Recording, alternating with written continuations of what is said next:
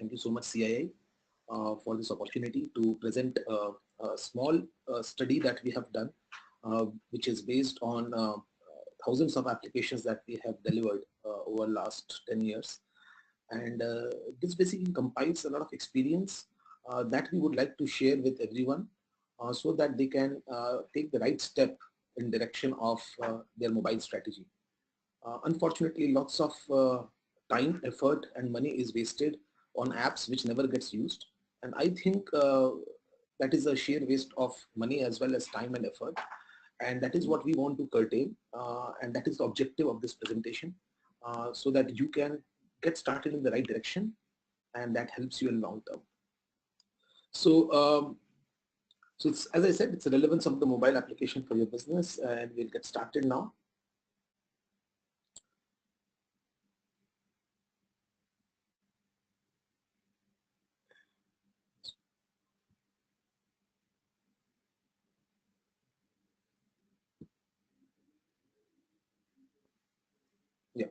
So these are basically, as we said, this is lessons that the company has learned over a period of time, and I think this will be very valuable.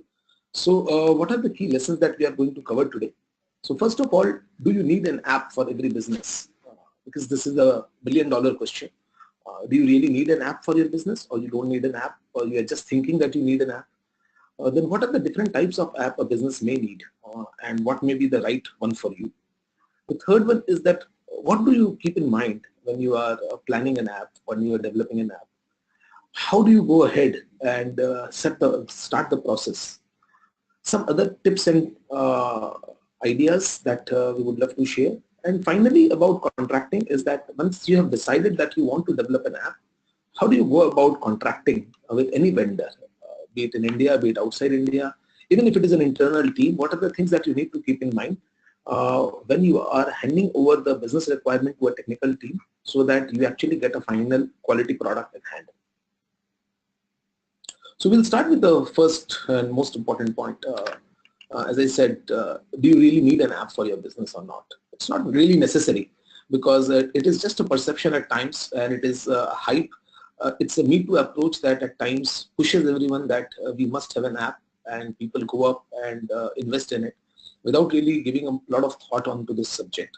And at the end of the day, when the app does not have enough download, when the app does not have enough traction, they have to kind of get rid of it, or they forget about it, and it goes to the app graveyard where nobody really looks after them.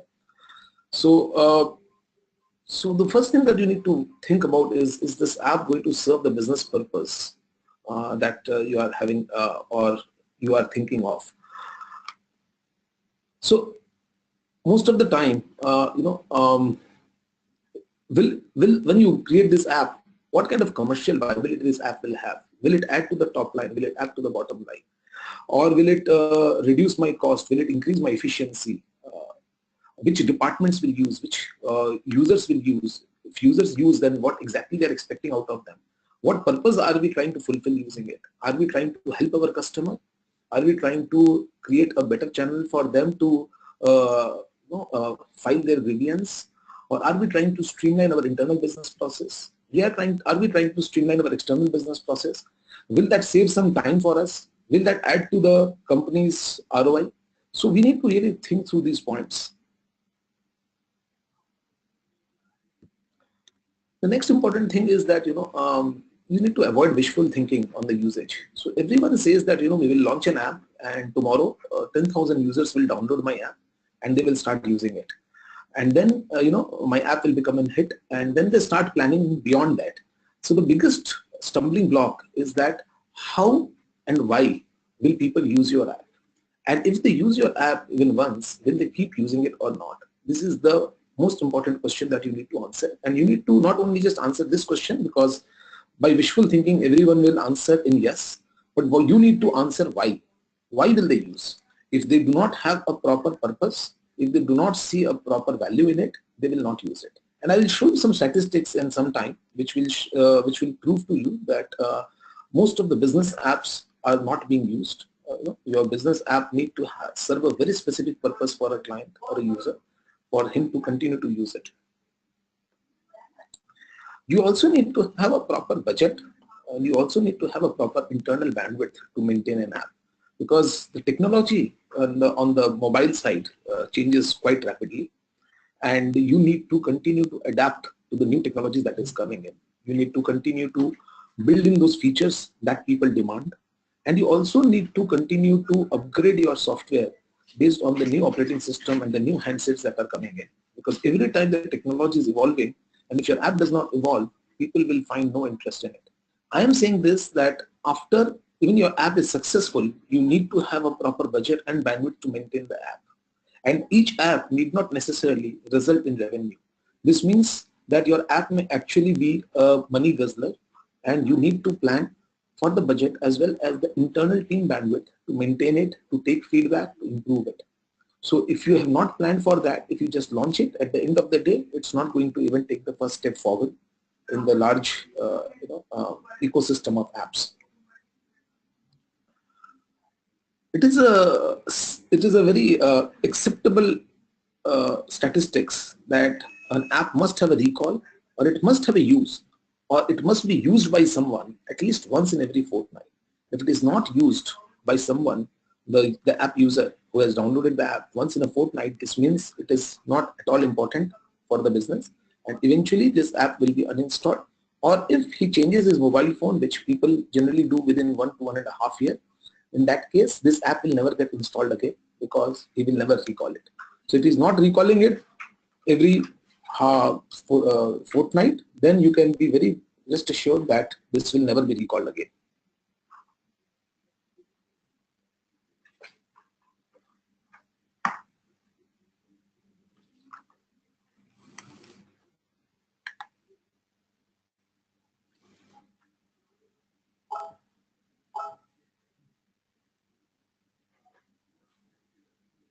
Just 1 second, it seems the slides are not changing. I am already on my Yeah. slide number 1. It seems that Yeah, the old slide is still visible.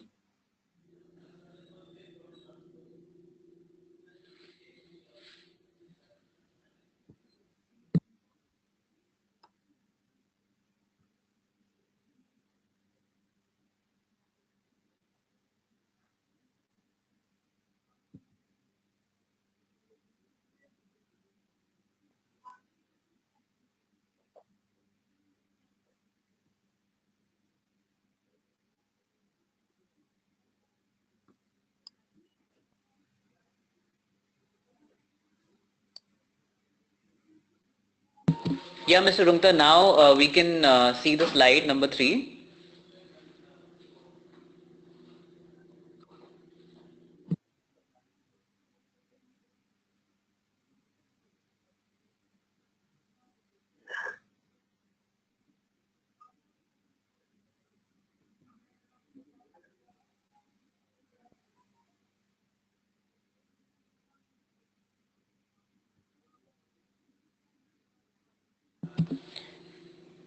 Yes, Mr. Rungta, it's much visible now. The slides are changing. So we were at so I think now you can see the slide. So we were talking about the budget and bandwidth to maintain the app, and then as I said, the app must have at least a recall, usability, or usage once in every fortnight, because if it does not happen, it will actually not get used, and it will lose its entire purpose. For you, you will see that lots of people have downloaded the app, but one big thing that you do not see in the App Store statistics is how many people have uninstalled the app, or how many people are not even using the app. And that is something that gives you a great feeling that your app is in many mobile phones, but unfortunately very few people are using it. So what I want to show you is a small statistics from a slide. Unfortunately, it seems like the slide is again not changing.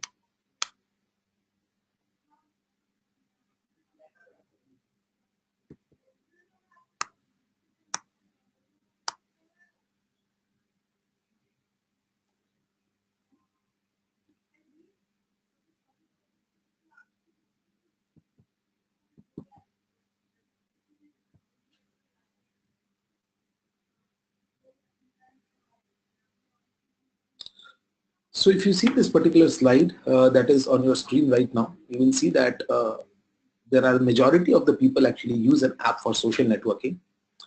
then comes music, then is multimedia, then games, then photos, then instant messengers, then retail, then search or navigation, then it's news or information, finally it's maps.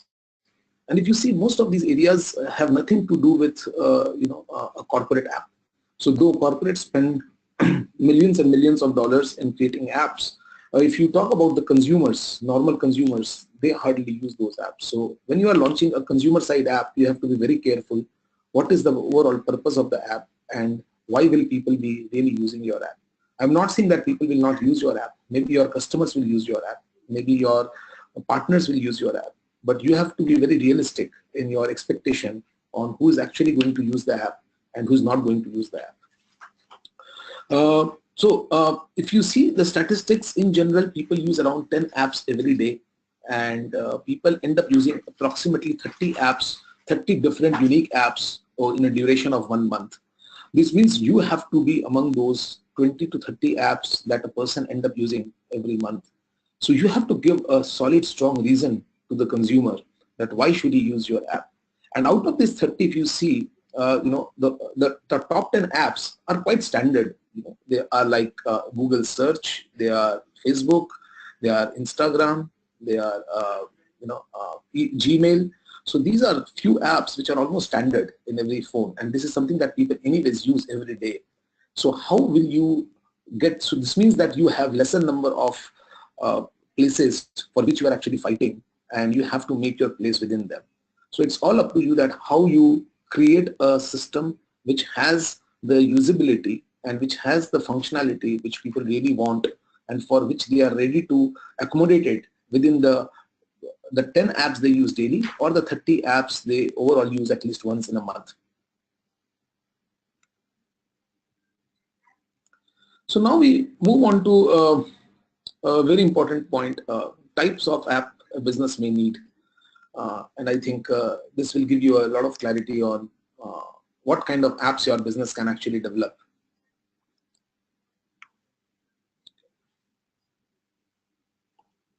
So some of the most popular app that people use is when we say the app is the business itself, right? So when we say app is the business, this means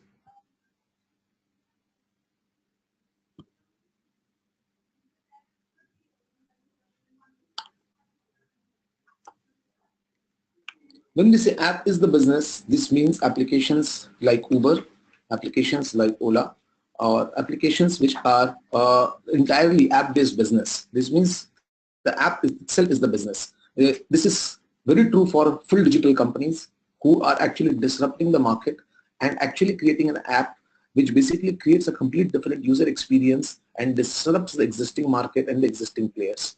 So first of all, you have to think, are you doing one of those things? The next one is basically a business function app. So this is basically to extend the business functionality of a particular business. Right? So for example, Flipkart. Flipkart is an e-commerce website which sells online on their app, on their store. Amazon, and so on. So you will see all these e-commerce apps are business function apps, which is extending the functionality of the business on the mobile phone. So that what you were doing on a desktop or what you were doing in the store or what you were doing in the offline world, now you can actually interact with the business and get those things done in the online world using the mobile. Third one is information and customer service apps, which are to provide additional functionality to engage the customer. So is your company serving lots of consumers? Is your company engaging with lots of end customers? And are they facing problems in their day-to-day life? Are they having workflows which becomes very complex if they take it offline? Can you bring it online to make sure that their life becomes simpler and easier? So think about an app which is you might already be using like Rail Yatri, which tells you which station is going to come. There are also a lot of apps which allows you to book your servicing. So if you want to service your air conditioner or TV or anything, it reminds you that your servicing day has arrived and you should go and service those, you should book a servicing, and so on and so forth. So these are information and customer service apps. Then we come to the utility app. The utility apps are basically to help your TG, right? So, and mostly used as a marketing or as a branding tool. So utility apps also include gaming apps. So a lot of companies build games, especially if their TG plays a lot of games and they try to do in-game placement of their brand. Apart from that, also they look at the utility. This means that they look at what benefit, what special benefit that they can extend to their customer base or user base, which may not have anything to do with their business, but you know that that particular customer base will benefit from that particular functionality. So think about the Nike Plus Run Club. So lots of people who actually track their daily steps and track their daily calories, they use Nike Plus Run Club because they have gamified the whole experience, and lakhs of users around the world are using the Nike Plus app, which allows them to track their fitness. And if you see, fitness is a term which is very closely bound with the whole concept of health as well as Nike as a brand.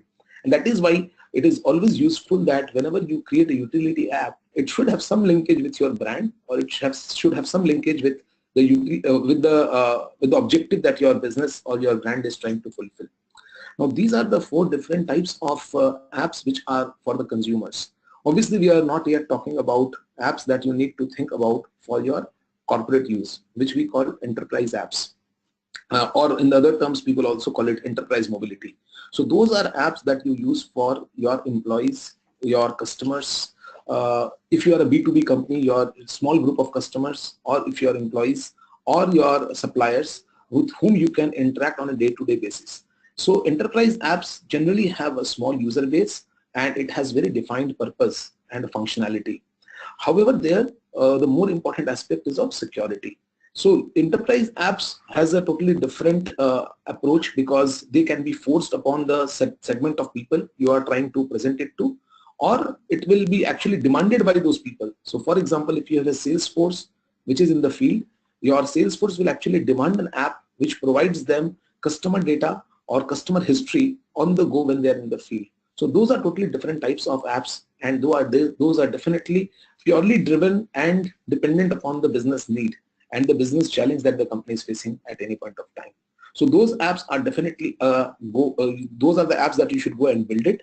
However, when you get excited and you get swayed away by the consumer apps, which are looking more attractive and which looks a far more interesting proposition, because the possibility of millions of users using an app makes you go towards gravitate towards that thought process. You should be very careful in thinking through the entire customer journey, benefits, the user journey, and the value proposition that that app is going to make. And that is one big point I am trying to make in today's presentation.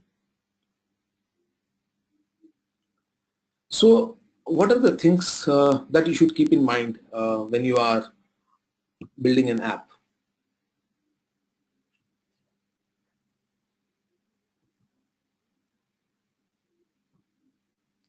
So what are the things that you should keep in mind when you are building an app? So the first thing is that what features you want to develop, right, and why. So I think the best technique to use here is that you first think about the benefit that you want to get out of the app. And to get that benefit, what features you should develop in the app. Do not think feature first. The best way to do is that think the benefit first and then think about the feature that will drive the benefit. You also need to document what is the use case for them. So the scenario in which a person will use it. By the way, whenever I am talking about the items that you need to keep in mind while you build an app, this is applicable both for enterprise apps as well as for consumer apps. Okay, so make sure that you first identify, is it a consumer app? This means, is it being built for masses, or is it an enterprise app? If it's an enterprise app, obviously you know the segment who is going to use it. Now, once you have decided on that and you understand what you are trying to build, what you need to do next is basically start making a chart. So in a sheet of paper, you should basically maybe make multiple columns, and you should put the benefit that you are trying to extract out of that particular app in the first column. And the next column should talk about that why you think that benefit should be extracted and what is the business case for that benefit. Then you should talk about, in the next column, you should talk about what are the features you need to build to derive that benefit. And once you put this, you will see that you actually do not need many features. Right? You may try to put many features into it, but you will see just by having one or two features, you will be able to derive the benefit. that you are putting in that column number 1. And the last column, what is the use case for them? So how this particular benefit or this feature will be used by the user or the internal user or the consumer, right? Try to be as descriptive as possible, because if you are not descriptive enough, what you are actually trying to do is, again, you are becoming wishful thinker. You are thinking that people will use it, but you do not really know what will be the use case. When you put this use case down, you can always later on verify with your consumers, with the possible users, prospective users, if this use case appeals to them and if this use case is actually going to happen or not. So this is something which will sensitize you towards actually going for that particular feature or benefit, or stay away from that. Next one is, what are the features? Once you have built this list of features which has been driven by the benefits, you need to understand which are the features which are urgent and which are important. So some of these features are urgent because of the business need, or you think that this can actually capture people's imagination. And which are the features which are important? So all the urgent features may not be important, all the important features may not be urgent. Once you make this list, the next list from the same sheet, what you need to drive is that which features are must have, which features are good to have, and which feature is a part of a wish list. So must have means something that you cannot really launch that app without having that feature, without having that benefit. Now, once you look at the must have, you should be able to identify that these are urgent and important ones. If it is all only urgent ones, they are actually not must haves, because this is just your situation that is driving you to consider them as a must have. The next one is good to have. So good to have is generally a mix of urgent and some important, right? And then there is a wish list. So wish lists are generally important, but again, you need to make sure that you are not pushing all the important in the wish list, because wish list is something that you should not go after straight away in the first round. You should look at the wish list only in the second or third round of development. So I forgot to mention that any kind of app development in today's world is not that you put all the features in one single list and you go and develop them and deliver them at the same time, right? It is all iterative. So what you do is basically you launch an app with set number of features which you think is a must-have and which will validate the overall objective of launching this app. And if my objective was correct or my objective was wrong, or because what we are doing is basically assuming, thinking, and going ahead. So is our assumption in the right direction or not? That will get validated when you launch the first version of the app. And then you keep iterating and improving on it using the list which you have already created, in which now you have got the good to have and the wish list items as well. However, these lists are also not static. These lists keep improving based on the consumer feedback. So it is very, very important that once you have launched the app, you are on the App Store, you continue to look at the App Store and engage with the people who are sending their comments and ideas on the App Store about your particular app. In fact, you must also build a small system within the app from which you should be able to capture consumer feedback and consumer suggestions, because these are the suggestions which will actually build the app that people will love to use. As I said earlier, that the app must be used at least once in a fortnight. If you are not having the right suggestions, if you are not having the right features which are built over a period of time, if the app will eventually not get used by people, people will eventually dump it, and that will be the end of it. So now when we go and plan it further, so the next point that comes is, when do you need to release which feature, as I said, and how are you going to divide your release into phases? I'm again reiterating, because it is very, very important. Everyone wants to launch a big bang app and a big bang product. It does not work in today's world, because people have become very demanding and you have very little clue of what people really care, what they value, and what they demand. So until and unless you have launched what you think is the most important part and what is the core value proposition of the product, and then if that is something which is acceptable and people want, people start contributing and suggesting on what they want on top of it, I think that only will make your product successful in long run. So what will keep users sticking to your app? So as I said, there has to be something which basically works as a bait for the user to come and use your app again and again. What will be that bait? Will it be something which is a surprise that people get when they come and use the app every time? Is this a number or information or data that people are very interested in? So think about Facebook. Why people go and open Facebook again and again, every day, in fact, tens of times in one day? Because what they are worried about is to see, has someone sent a message to me? Has someone commented on one of my posts? Have someone liked my post? And so on. So these are surprise elements which people go to discover on the particular app. And that is what makes this app sticky and something which people open again and again. I'm not saying that you have to put a social media features into your app, but you have to think through what are the items for which people will continue to open the app, which people want to refer back again and again, and things in which people also put in their own data, which they have to refer or recall from time to time. So it is again very difficult for every business to find out ways in which the customer puts their own data into your system. But can there be industry specific data? Can there be industry specific news? Can there be interesting insights? Can there be interesting tidbits of information which people find so interesting that they always try to open up the app to share with others? So you have to understand one thing is that people will only share things with other people which makes them look smart and which makes them look intelligent. So you have to now, I'm just trying to switch on the thinking mode of all of you from the app's perspective. I think at the end of the day, each app has to be thought through by you, your stakeholders, and maybe your consulting partner. How will you pull your interactive users back? What would you use? Notifications? Would you use other channels like emails? Would you use push messaging? So you also need to think that at what point of time you want to bring back users. So when you have used notifications, it comes in the mobile notification bar. Unfortunately, the notification bar itself has become now so polluted and so spammed that people have started ignoring the notifications as well. 3 years back, notifications were the best way to reach out to people. Now possibly other channels like SMS may be a better way to reach out to people, because people definitely look at a SMS, because the level of spam in SMS have reduced compared to the level of spam on WhatsApp and mobile notifications. So you might look at the SMS side. Can you send a message on SMS with a link to a section inside the app which a person can click and directly interact with that feature in the app? Or you can do push messaging, which is a message within the app.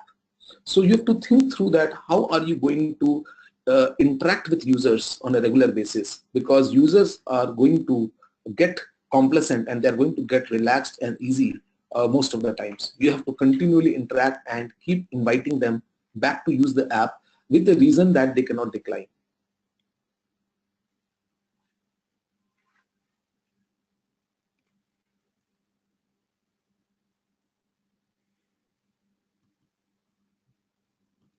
Now, how to develop? What are the things that we need to keep in mind to develop the app? So the number one thing is choice of technology. So every business requirement is different, and in each case, your choice of technology will depend upon what you are trying to achieve and who are going to use it.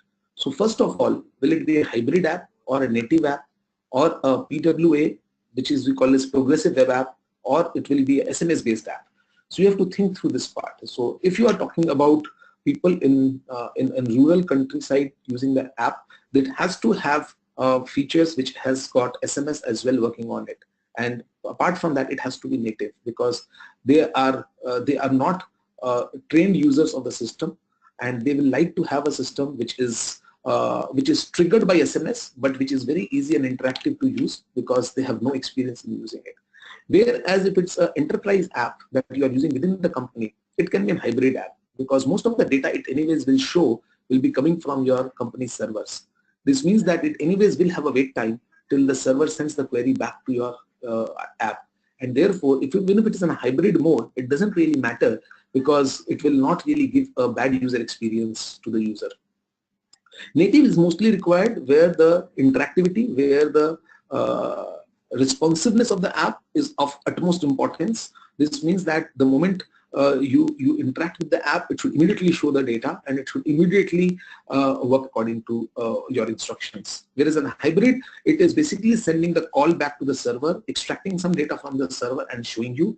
It may have a slight lag, but again, the current hybrid technologies which are available in the market have reduced the lag to a great extent. So in many cases, you don't even feel that particular lag. So wherever you are communicating or connecting with other systems, hybrid is a better opportunity. Whenever you are actually having a self-contained app within the machine, within the device, then a native app is a much better option. However, what I have recently seen in recent times is that the world is moving towards progressive web app. This means they are actually getting rid of app altogether. And the reason why they are getting rid of app is because most of the people do not use more than 10 apps a day or 30 apps a month, as I said. So what is the option? So the option is that you basically communicate and connect with users and trigger them through SMS and WhatsApp, and then you send them a link, which is actually a website, which we can call a progressive web app. The website functions and looks like an app, and it's highly interactive, and it functions and it provides almost all the functionality that an app can provide, especially if it has to connect with the backend servers. And this means that you are actually giving them the functionality as and when they need, and it is not something which is always on their machine. The next point that you need to think of is that which device will be used by the user. Will the user be iPhone user or an Android user or an iPad user? Why I am saying all these things, if you see how to in the how to develop section, is that each of these have massive impact on your cost structure and massive impact on your budget. So just taking a step back, if I talk about hybrid or native, hybrid can reduce your cost by almost 30% if you are trying to build on two different platforms. PW reduces your cost by at least 50%, doesn't matter how many platforms you are trying to use. So, but if you keep adding different platforms, and if it is on hybrid and if it is on native, then it will just keep adding on your cost of making the app. Now, making the app is something that you can say that I have a budget to spend to make sure that I can have multiple platforms and I will be able to build it. But at the end of the day, the maintenance cost of an app generally adds up to at least 50 to 75% of the cost of development per year if it's an active app and if it's being developed and used very, very aggressively. For apps which have to be maintained in a much more aggressive fashion, the cost of maintenance of the app can even be more than the cost of building the app on an annual basis. And that is why you have to be very careful in thinking, what do you want to build on, hybrid or native or a PWA? Similarly, when you are choosing the device, you may say that, okay, I want to build a great app, so make it for all the devices. It may not be necessary. So you have to be very careful in the devices that you choose. So if in India, the number of Android users are far, far more than iPhone users. Whereas if you go to some Western countries, you will find number of iPhone users to be far ahead than the Android users. So it is very important that you choose that which segment you want to target first and which particular app you want to build first. Because if you are trying to build an app for all the platforms and all the versions, then it will become very, very expensive. So these all have multiplier effects on your cost.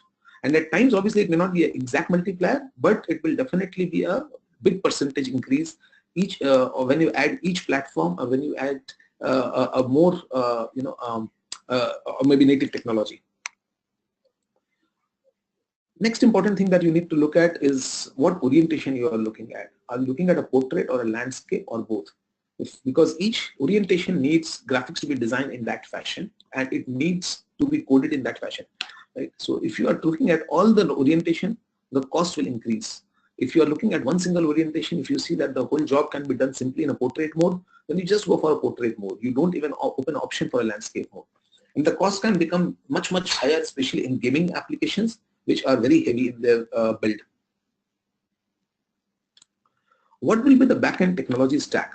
So I think this is a good time that you start thinking on those lines. So will you be using open source platform like PHP? Will you be using something like Java or .NET in the backend?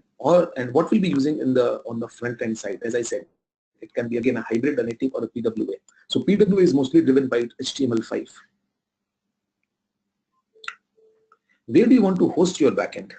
So you may like to host it on cloud. You may like to host it on your enterprise server. You may like to host it with a simple hosting provider or the company which develops the app for you. I think you need to figure this out much, much before you actually go ahead and develop the app. And do you have the APIs ready for connecting the backend with the app? So think about it. Let's say you are trying to build an enterprise app which is going to help your sales force with the customer data on their fingertips when they are out in the field. So the app has to connect and talk to the backend server. At that point of time, do you have the APIs which can connect your front-end app with the backend database server? If you don't have the API, you also have to factor in the time and the cost that you need to incur to build these APIs. If you do not factor that in, at the end of the day, you might be ready for a rude shock when your project will get derailed or delayed, and as well as it will cost much more than what you have budgeted for. Again, the APIs are the new next thing which are going to be attacked by hackers. So you also have to make sure that the API are not only there, but they are efficient and they are extremely secure. So there are lots of best practices which are available to ensure and to make sure that the APIs are tested for security, they are tested for scalability, and this is something that I will definitely recommend if you have a large workforce, or if you are dealing with mission critical data or business critical data, or even more importantly, if you are dealing with data of your customers, leakage of which can cause a massive loss in your reputation.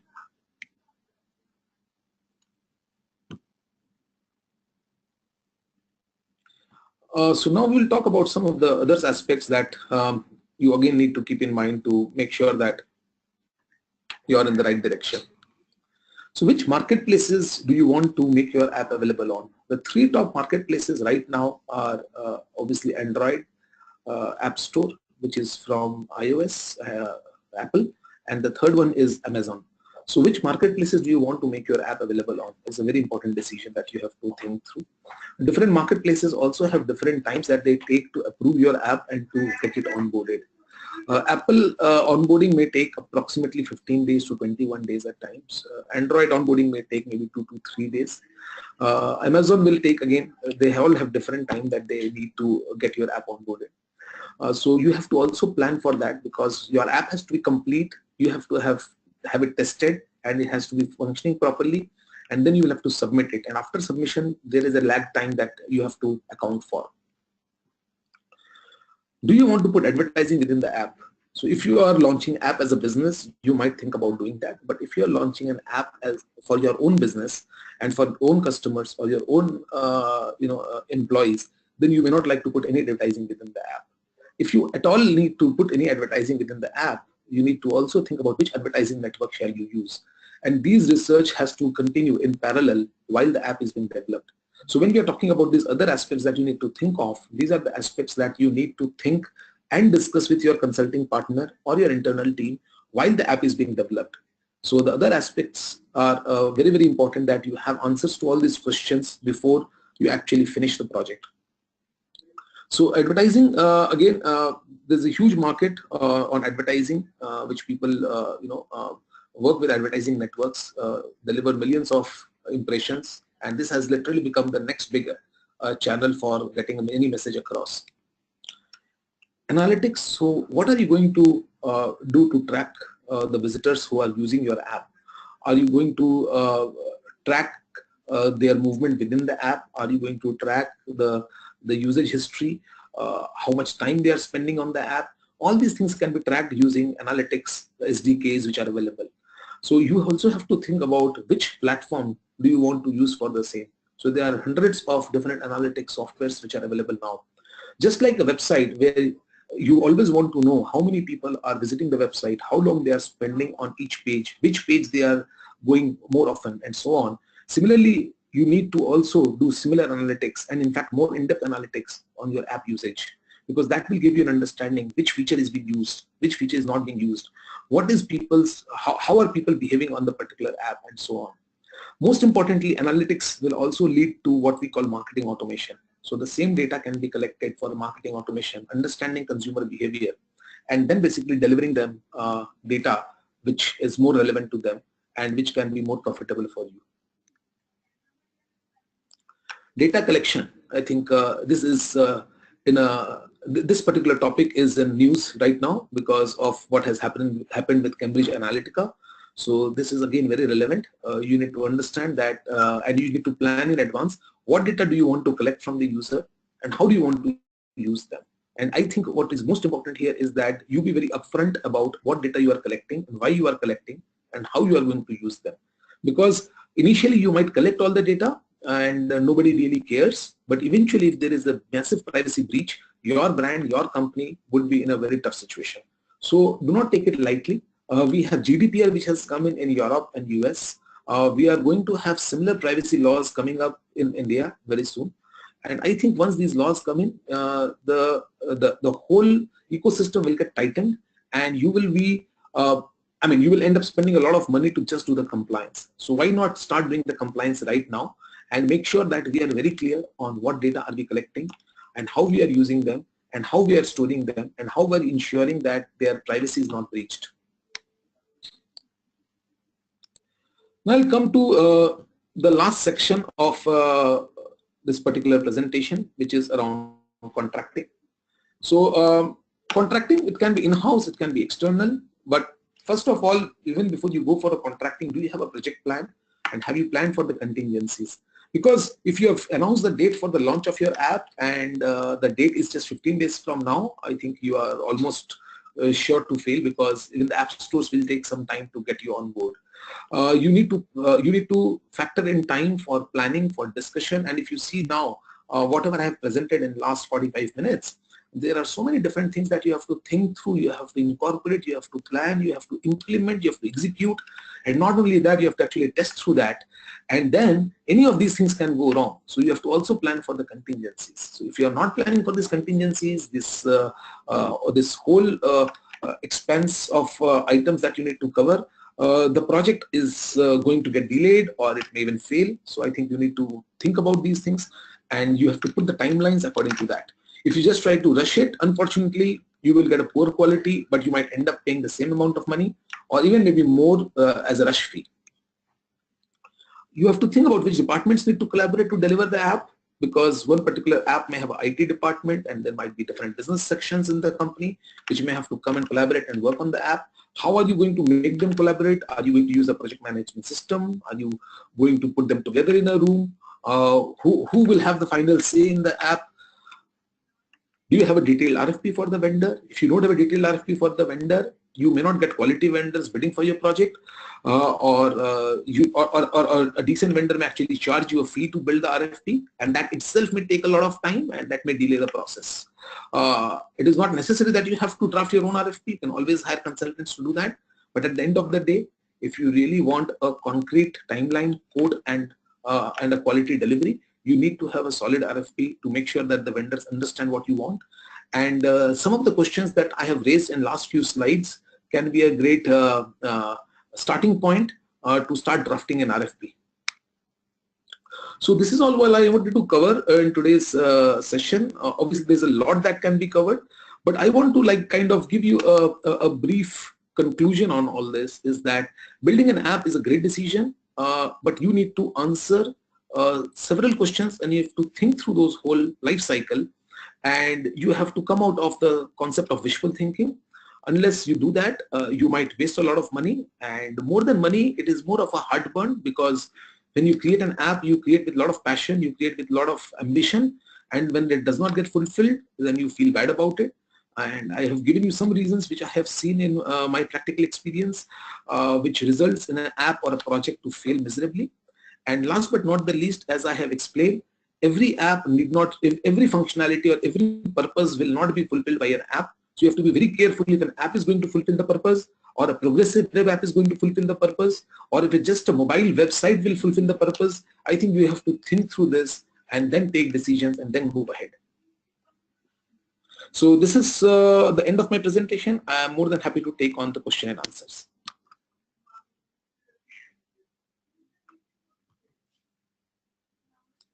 Right. Thank you, Mr. Rungta. Thank you for giving the presentation. It was an excellent presentation. So the all the attendees are requested to put in the queries at the right side of the screen. There's a small chat box, and the first question that we have is, can we create one platform for a develop utility plus enterprise app jointly? So basically the question is for, can two types of apps be developed jointly? Uh, Obviously, you can develop, but I would not advise you to do that, because they both have different purpose and they have both have totally different user segment. Right. The next question is from Mr. Kumaran Mani. He